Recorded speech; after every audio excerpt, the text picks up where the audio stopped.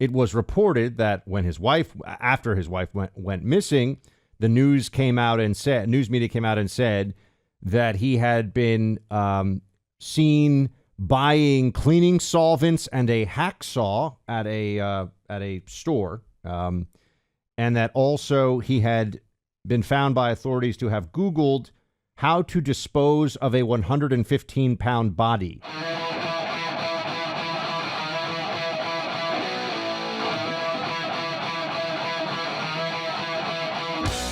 Buck, you and I don't think we've talked about it necessarily on air, but we've been talking about this off air. There is a murder investigation that has been going on that has been getting a lot of attention regarding a husband who has now been arrested for killing his wife. She'd been missing for a couple of weeks now. What's the latest on this story? I bet a lot of our audience has been paying attention to it. It's just breaking. So this is the CBS News breaking news here, that Brian Walsh is being charged with the murder of his wife, Anna Walsh. And this was a story that had gotten a lot of attention because Anna Walsh had disappeared on January 1st, taking a ride share to Logan Airport. But police said she never actually got into the Uber or the Lyft. And this guy, Brian Walsh, her husband, was held for misleading investigators initially. However, it was reported that after his wife went missing, the news media came out and said that he had been seen buying cleaning solvents and a hacksaw at a store, and that also he had been found by authorities to have Googled how to dispose of a 115-pound body. His wife weighed about 115 pounds. Wow.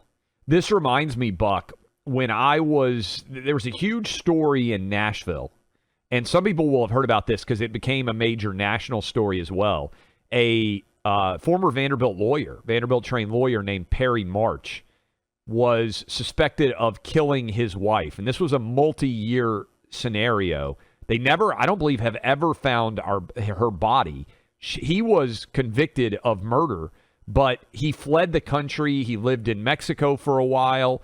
And ultimately what they think happened is that he struck and killed her, rolled up her body in a rug, and then carried the body out, tried to cover it all up, was very smart, highly trained, obviously, it appears, diabolical murderer, and they never have found her body. It was a major missing person story. He was a wealthy guy. She was from a wealthy family in Nashville, and it reminds me very much, as I've been reading about this story involving this woman who has disappeared and her husband at being the prime suspect of potentially that scenario as well.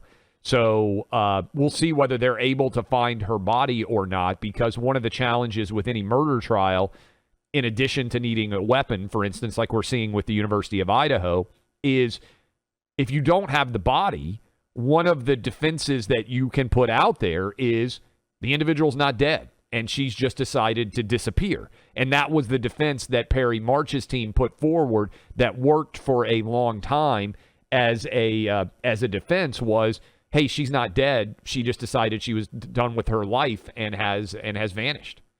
Yes. Not a good defense, but one that exists. Most people do go to prison. It's interesting because if you watch Law and Order, they'll always be, Your Honor, that's circumstantial. Most people go to prison because of circumstantial evidence, just to be clear. It's usually not an eyewitness or a signed confession or, video of it. Usually, because people always go, well, that's just circumstantial evidence. Yeah, if they can convince a jury that the circumstantial evidence in its totality, and when you got a guy who is Googling how to dispose of a 115-pound body, there is no way to explain that to a jury that does not end up with you spending the rest of your life in prison. Well, this is the defense attorney in me. He better find out that he was writing a novel and that he was doing research for that novel on how to do away with a murdered body. Circumstantial evidence, to your point, Buck. Eyewitness testimony has been found to be one of the least reliable actual evidences, even though you have this idea, eyewitness testimony. Eyewitnesses get things wrong all the time. and the evidence is actually given far more credence than it deserves. Here's a circumstantial evidence example for those of you out there who hear that phrase and think, oh, that's not worthwhile evidence at all.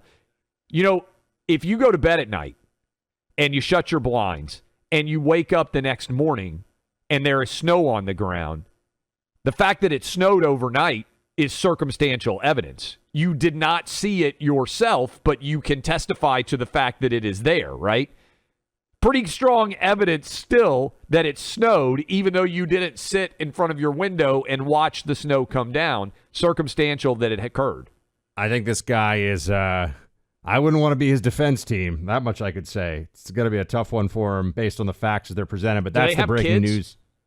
Good question. I don't know. That's one of the first things. They have three boys. Three boys. That's terrible. Yeah. I mean, for those kids, I mean, as awful as that story is, I mean, think about what their life is going to be like now. Let's start with this development. Now, it's not confirmed by law enforcement, but one thing we've been talking about all along, this is about Bryan Kohberger, who allegedly murdered 4 college students in Moscow, Idaho. I'm sure you all know the story. It's been a huge national story, horrific and very attention grabbing in the news cycles because of the brutality of these murders. That Bryan Kohberger, you and I had assumed, Clay, all along, there had to be some connection to these 4 of some kind. That doesn't mean they were even aware of the connection, but in his mind that he would go after these 4 in this way. And now there is a report. Now it's a source to People magazine, but the source claims that Bryan Kohberger directly messaged on Instagram, and this is very common practice. A lot of guys will try to ask a woman out or something randomly. They'll just reach out on Instagram. It happens all the time. Athletes, professional athletes do it, and et cetera. But he may have reached out to one of these young women and was ignored, and he kept.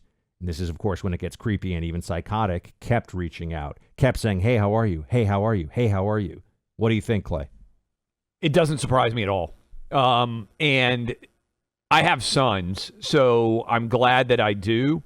But if I had daughters or I had granddaughters, I would be so nervous about what is being put up on Instagram all the time. Because I think it makes stalking, I think it makes harassment possible on a level that maybe these 16, 17, 18, 19, 20-year-old girls aren't thinking about. But in his mind, if he had psychological issues, and I think based on many of the details coming out, this guy had many psychological issues, he could have convinced himself by just clicking on her profile and looking at what she was putting out there that they had some sort of relationship. Maybe when he's sending her messages and she's not responding, he's getting angrier and angrier. We know the reports have been out there, Buck, that they could track his cell phone to within close proximity to her home at least 12 different times.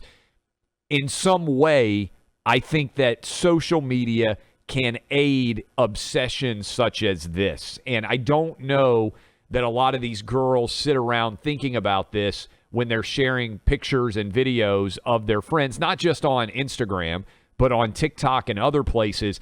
Make them private. Make them private, Buck. I agree, and I would just say it is also possible here that he may have, because on Instagram, if you don't know the person, and they definitely didn't know, there was not a so connection. Far there hasn't been any report they knew him at all. No reporting of an actual connection, meaning they knew each other in any kind of a social sense or anything else, but it goes into the request folder, and along with a lot of spam and so it's also possible that he may have been sending, hey, how are you messages that she didn't even see, and he just kept getting crazier and crazier, and she was entirely unaware that there was this crazy person. Again, I'm surmising, but based on this report, that is possible.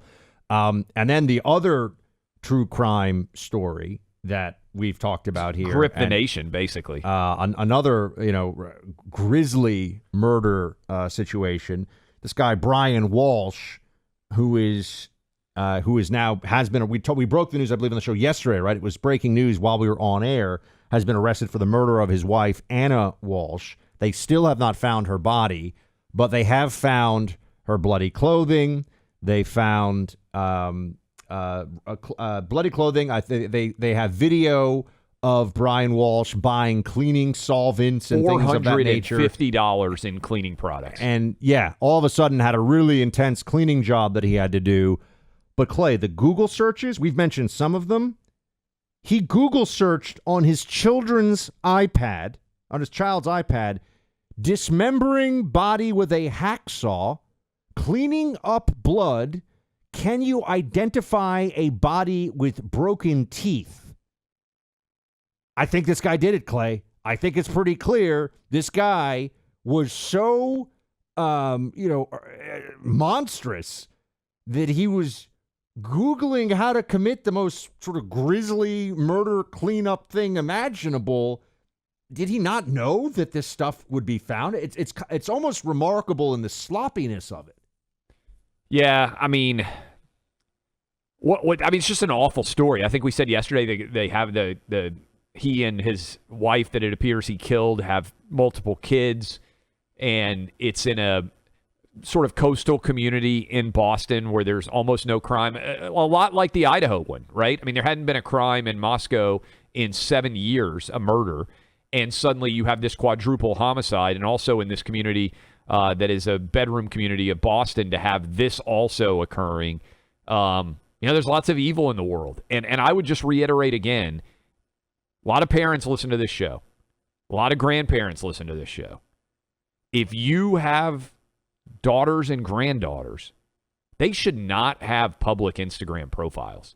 You should not be able to type in their name and go see 100 different photos of they and their girlfriends and everything that they've been doing in their life. And by the way, if you're a 20-year-old girl, if you're in college and you're listening to us right now, it's not only about danger potentially from people out there that you don't know. Again, make it so only your friend group can see what is going on in your life.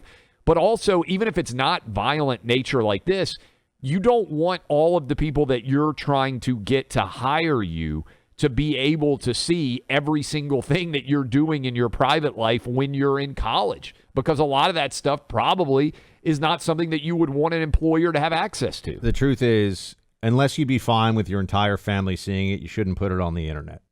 That's really, meaning unless you be, look, that, you can pay, that means you can post photos in, bathing suits and having fun or whatever. But, taking bong rips and some of the things that I see people posting on, social media when they're young, when they're college age, it is not a good idea. So I agree with you, Clay. I would also just add to this. This is all already confirmed that this guy, Brian Walsh, he Googled 10 ways to dismember a body. Does baking soda make a body smell good? And how long is someone missing before you can inherit? I mean, this guy basically Googled a confession letter is really what this is.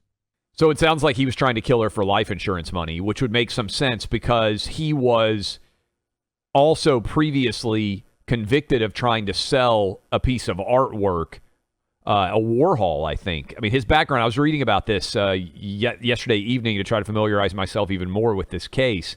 The other thing out there, I would say, building on the way that these stories have been told, Buck, this is one of the dangers, I think, of this influencer community. I think that almost every pretty 17, 18, 19, 20-year-old girl thinks, oh, I'm going to be an influencer. I'm going to make a living on Instagram. You can't do that with a private profile.